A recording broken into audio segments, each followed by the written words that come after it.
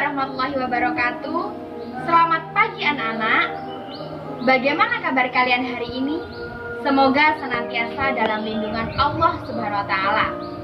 Oke anak-anak, sebelum kita memulai pembelajaran virtual ini, alangkah lebih baik jika kita berdoa terlebih dahulu. Berdoa, mulai. Berdoa, selesai. Anak-anak, pada pertemuan kedua kali ini, saya harap kalian lebih semangat mengikuti pembelajaran IPA hingga akhir. Oke anak-anak, kita akan melanjutkan materi hari ini. Sebelumnya, kita akan review terlebih dahulu pembelajaran pada pertemuan sebelumnya.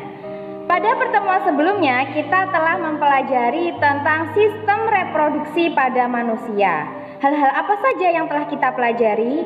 Yang pertama, kita telah mempelajari tentang pembelahan secara mitosis, pembelahan secara meiosis. Pada pembelahan secara mitosis, kita kenal istilah dengan promatelofase, yang mana singkatan dari tahap profase, tahap metafase, tahap telofase, dan tahap anafase.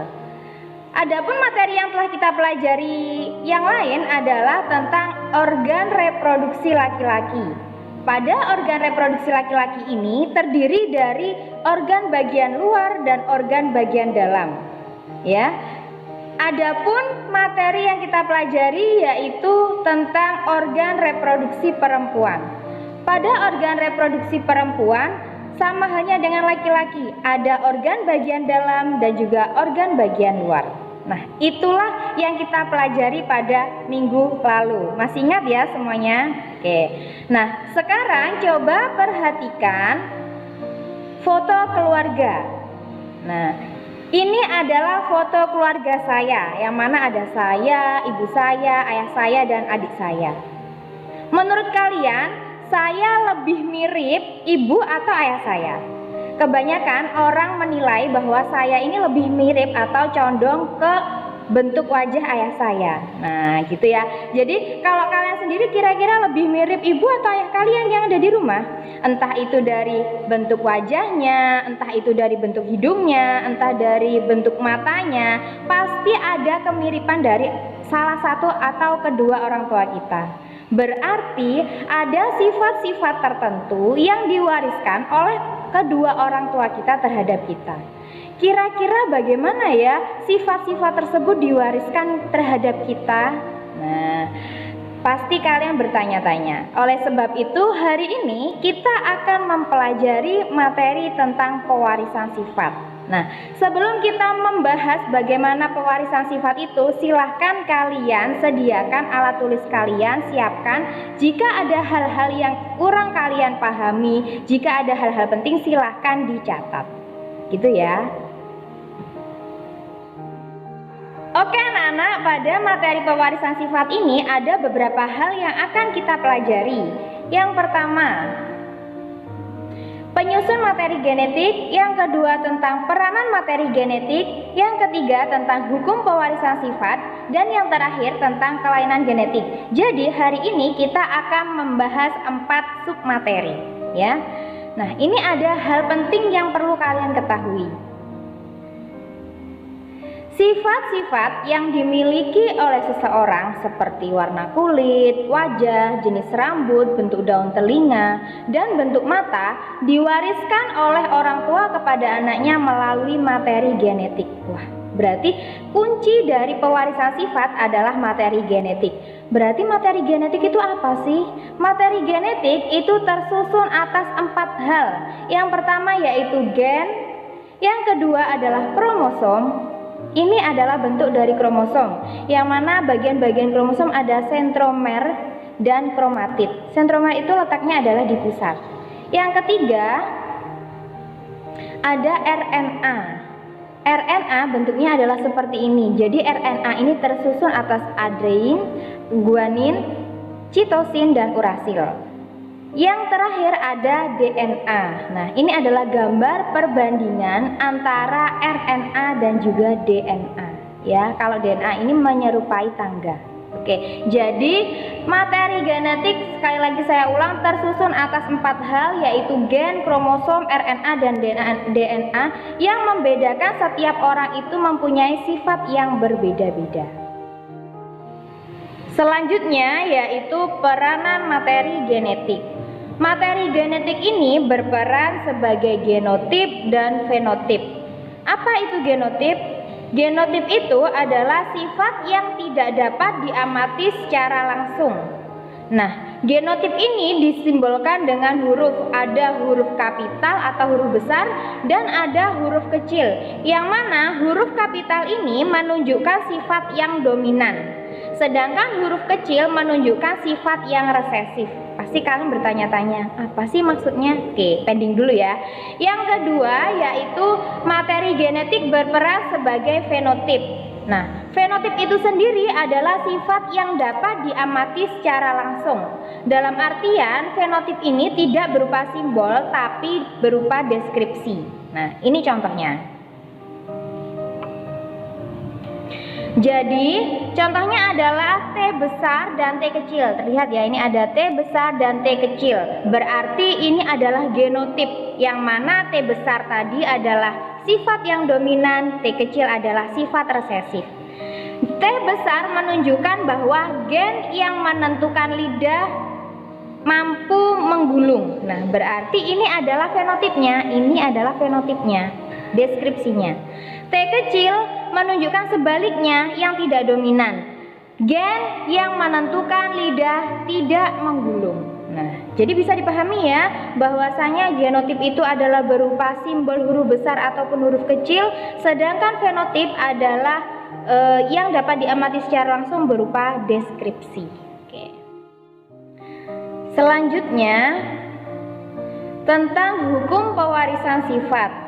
Prinsip dasar pewarisan sifat atau hereditas dikemukakan oleh Gregor Johann Mendel atau biasa kita sebut dengan Bapak Mendel. Beliau adalah yang berada di tampilan layar itu ya. Proses pewarisan sifat berlangsung saat makhluk hidup melakukan reproduksi. Jadi ketika bereproduksi sudah terjadi proses pewarisan sifat atau proses transfer materi genetik antara induk jantan dan induk betina gitu. Pada hukum pewarisan sifat ini terbagi atas persilangan monohibrid dominan atau hukum 1 Mendel, persilangan monohibrid intermediate, dan persilangan dihibrid. Sebelum kita ke persilangan monohibrid dominan, coba perhatikan istilah dalam persilangan yang perlu kalian ketahui. Silahkan ditulis. Nah, yang pertama yaitu simbol P, artinya adalah parental. Parental ini adalah induk atau orang tua pertama dari suatu perkawinan atau persilangan. Ya, simbolnya adalah P. Yang kedua ada F atau filial. Filial ini adalah keturunan hasil persilangan. Jadi hasilnya adalah F. Hasil pertama disimbolkan dengan F1. Ya, hasil persilangan yang kedua disimbolkan dengan F2. Nah, berarti angka itu menunjukkan hasil keturunannya. Yang ketiga yaitu homozigot. Homozigot ini adalah dua gen dominan atau resesif. Tadi gen dominan disimbolkan dengan huruf kapital, sedangkan resesif disimbolkan dengan huruf kecil. Jadi kalau dua gen dominan contohnya adalah dua huruf besar, sedangkan dua gen resesif adalah dua huruf kecil. Nah, huruf atau simbol ini tadi sudah dinyatakan dalam genotip ya. Selanjutnya yaitu heterozigot. Heterozigot ini adalah dua gen campuran. Contohnya adalah W besar dengan W kecil. Jadi ada gen dominan dan juga ada gen resesif. Seperti halnya yang tadi dicontohkan pada genotip dan fenotip, ada T besar dan T kecil. Ini berarti adalah heterozigot. gitu. Coba dari sini apakah ada pertanyaan? Saya rasa semua sudah ada di buku, tinggal kalian cross check istilah-istilah yang sudah saya jelaskan dengan yang ada di buku. Selanjutnya yaitu persilangan monohibrid dominan. Tadi yang sudah saya sampaikan bahwasanya pada persilangan ini pasti kita harus tahu terlebih dahulu tentang istilah-istilahnya. Maka kalau kita sudah tahu, kita tinggal menjabarkan bahwasanya P tadi adalah parental. Nah, artinya parental tadi adalah induk, berarti induknya adalah B besar homozigot yang memiliki sifat biji bulat, dikawinkan atau disilangkan dengan B kecil, berarti homozigot yang resesif yang memiliki sifat biji berkerut. Hasil keturunannya F1-nya adalah B besar dan B kecil atau heterozigot, yang mana hasil keturunan pertama ini mempunyai sifat biji bulat. Nah, pada monohibrid dominan ini adalah persilangan yang dilakukan oleh hasil keturunan pertama dengan satu sifat beda. Jadi hasil keturunan ini nanti disilangkan kembali. Biji bulat disilangkan dengan biji bulat menghasilkan yang ada pada kotak ini. Nah, hasilnya yang pertama adalah B besar menyatakan bahwa hasilnya adalah bulat, biji bulat. Kemudian B besar dengan B kecil hasilnya lebih dominan pada biji bulat. B besar dengan B kecil lebih dominan pada biji bulat. Dan yang terakhir B kecil berarti dia biji berkerut. Hasil perbandingannya adalah 3:1, yang mana 3 ini adalah biji bulat, yang satu adalah biji berkerut. Nah, itu tadi adalah proses persilangan monohibrid dominan.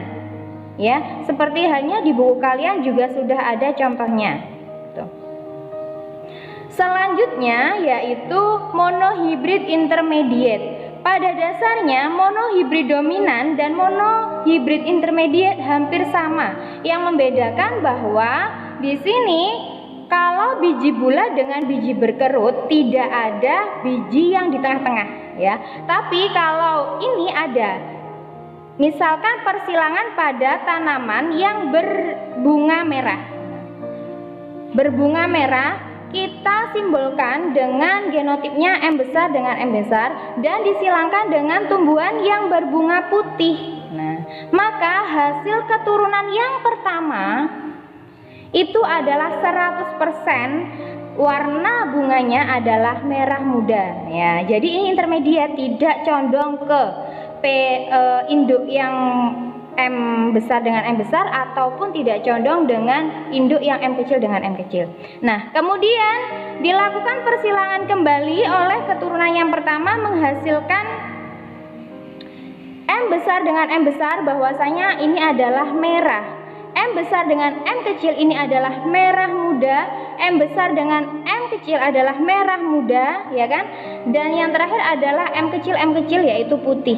Perbandingan warnanya adalah 1:2:1. 1 ini tadi merah, 2 ini pink atau merah muda, dan 1 ini adalah putih. Jadi pada monohibrid intermediate itu timbul individu jenis baru dengan warna kombinasi. Oke. Itu adalah monohibrid intermediate. Ada pertanyaan terlebih dahulu, mungkin nanti kalau ada pertanyaan bisa dituliskan di buku kalian, nanti ketika kita sudah tatap muka bisa ditanyakan. Selanjutnya yang terakhir yaitu persilangan dihibrid. Nah, persilangan dihibrid, perbedaan yang mendasar antara persilangan monohibrid dan dihibrid adalah pada persilangan sifat beda. Kalau tadi hanya biji bulat dengan biji berkerut, atau warna bunga merah dengan warna bunga putih. Kalau pada persilangan dihibrid ini dua sifat beda sekaligus. Contoh, biji bulat warna kuning. Nah, berarti kan ada dua. Jadi di sini yang disilangkan adalah biji bulat, kemudian warna kuning, disimbolkan dengan huruf kapital semua B, B, K, K, disilangkan dengan biji kisut berwarna hijau, B kecil, B kecil, K kecil, K kecil. Hasil persilangan yang pertama, keturunannya adalah 100% berwarna kuning dan berbiji bulat. Nah, yang lebih dominan karena. Kemudian hasil persilangan pertama ini disilangkan kembali, sehingga dalam bentuk tabel ini perhatikan ya. Nah, hasilnya sangat bervariatif ya ternyata. Ada B besar, B besar, K besar, K besar, itu artinya berbiji bulat berwarna kuning. Jadi ketika dominan berarti kita tinggal melihat itu biji bulat atau berwarna kuning. Kalau resesif berarti dia berbiji kisut dan berwarna hijau. Jadi coba ini nanti dicari berapa sih perbandingannya antara berbiji bulat dan berwarna kuning, sedangkan berbiji kisut dengan berwarna hijau, dicari perbandingannya. Oke. Pada saat penurunan materi genetik tidak selalu memberikan hasil yang sempurna. Berikut ini adalah beberapa contoh kelainan genetik pada manusia. Silahkan diperhatikan.